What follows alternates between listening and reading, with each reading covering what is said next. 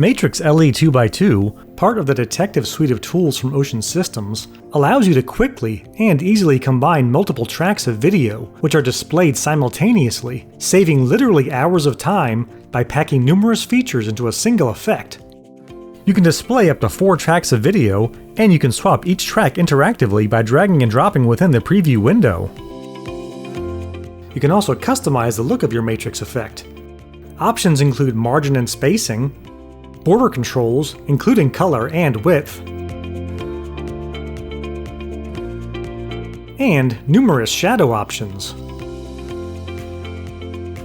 There's also options for your background.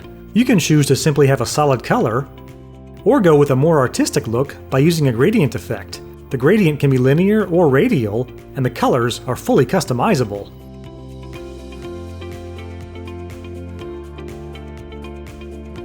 If your timeline contains footage on each track with varying lengths, Matrix LE 2x2 can leverage Avid's time-saving tools by allowing you to apply the effect to an automatically generated filler track. You can then quickly select and fill in the remaining gaps in your timeline by using Avid's Titler Plus tool.